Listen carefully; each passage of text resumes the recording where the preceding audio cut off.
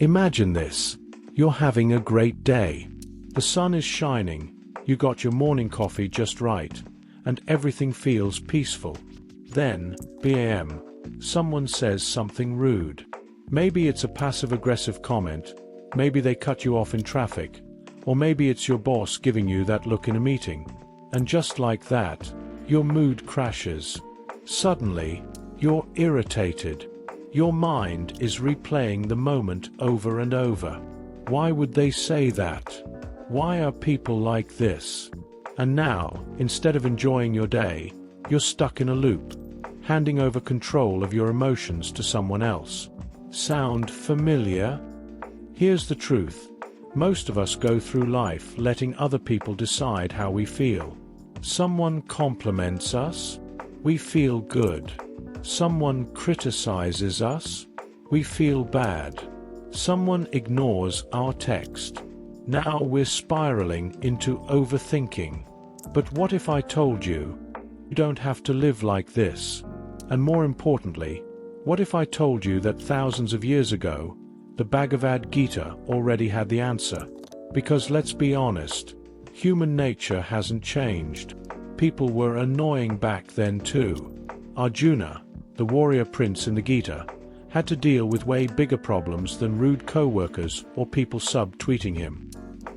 He was literally about to go into battle against his own relatives. Talk about awkward family drama. And in the middle of that chaos, Krishna gives him a powerful lesson.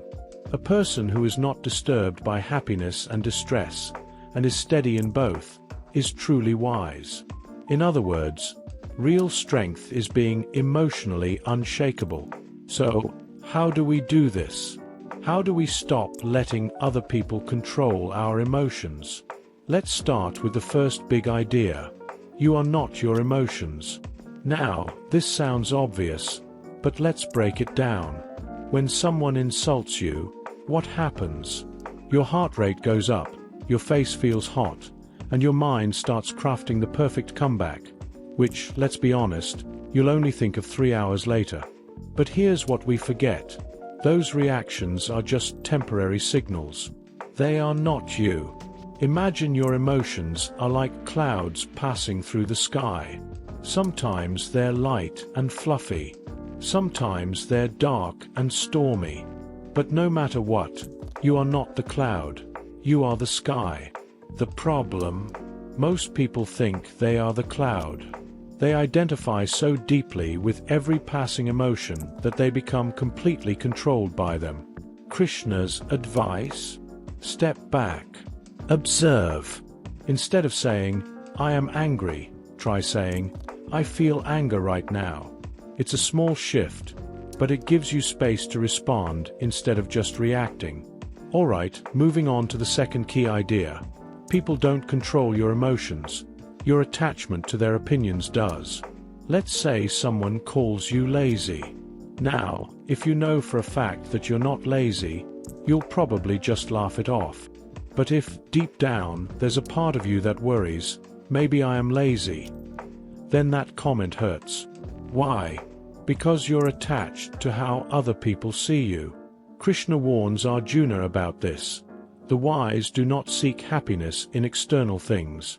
Think about it.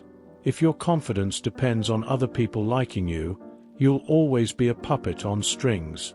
One compliment lifts you up. One insult brings you down. It's exhausting. So what's the solution? Detach from external validation. This doesn't mean you stop caring. It just means you stop needing other people's approval to feel okay. You still listen to feedback. You still improve yourself. But your sense of self-worth isn't built on what others think.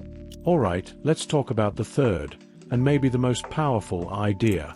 Train your mind to be steady, no matter what happens. You know those people who stay completely calm in stressful situations? Like the doctor who keeps a cool head in the emergency room? Or the pilot who calmly lands a plane even when things are going wrong? That's not because they were born different. It's because they trained their mind to be stable. Krishna calls this sthita prajna, a person with a steady, undisturbed mind. Someone who doesn't get thrown off by praise or criticism, success or failure. How do we get there? One word: practice. Start with small things. When someone annoys you, pause before reacting. Instead of immediately firing back, take a breath.